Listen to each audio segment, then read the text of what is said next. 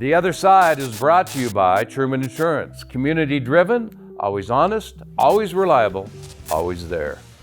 This is The Other Side. Today we're looking at the Edmonton Eskimos, and you play back-to-back games with them. You played them once a few weeks ago, so you got a taste of what they can do. Your thoughts on these back-to-back games?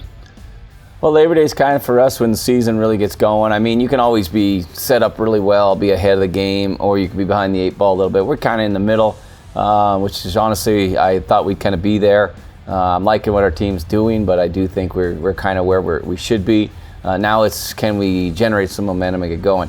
Always love getting the first game at home. Always, in my opinion, usually you have some Jets or something special for this game. It's an afternoon game, which I literally love. I love afternoon games. We get a big crowd. Edmonton is right there as the best in the league.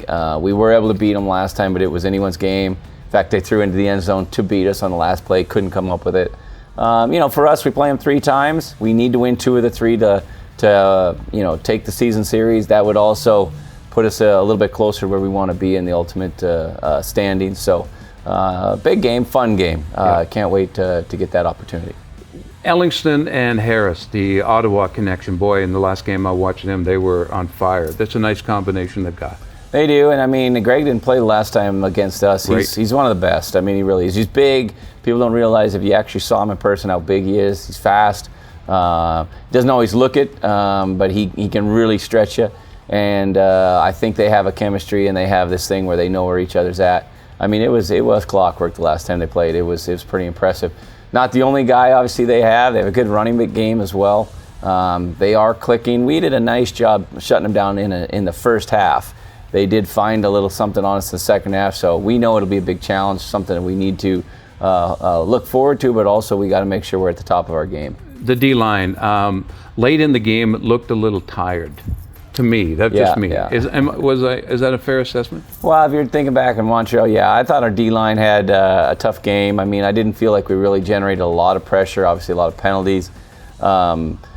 They just couldn't quite find their groove, and that then you could see it played into our secondary, who also didn't have their best game, but they're connected. Yeah. When the D-line's going, the secondary's going to look good. When they're not, the secondary now is getting exposed a little bit.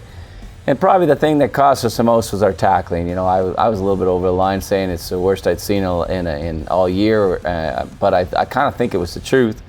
We just didn't wrap up. You can hit guys with your shoulder, but ultimately they're not going down. They're big, strong men. You got to wrap up, and you got to bring them to the ground, and we just didn't do that. Where'd you beat the Eskimos? I mean, you saw it was like 2 games the last time you guys played. You were off to a great start.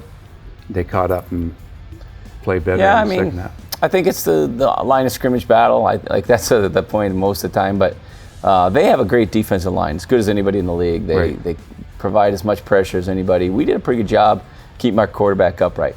Flip side of that, their offensive line is like maulers. They grab hold and they just basically wrestle you.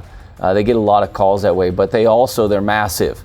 And if you let them lean on you and move you, and all of a sudden their run game gets going, it's going to be a long day. And we didn't do that. We had a great game against their offensive line last time. So that's where you're going to find the balance, checks and balance system, who's going to be able to have an advantage in either one of those. And ultimately that usually determines a lot of games, but no doubt it will determine the result of this game. I'm not trying to put a jinx on you, but Harris has not had good luck against the Stampeders.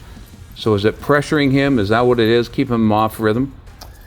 I think off rhythm is a good comment. I think that you can't just do the same thing over and over and over. And I think obviously any quarterback getting hit is going to have a tougher time. But I think you just can't give him a steady look. You can't let him get into a groove. You can't let him complete 6, 7, 10 in a row. He's had games where he's 20 in a row. You got to get him out of his rhythm, give him different looks, get him clutching the ball a little bit, go into his second or third read, and then keeping him in long yardage situations. So all that's tough, but that's what we got to do. Dave Dickenson, this is 3rd and Long.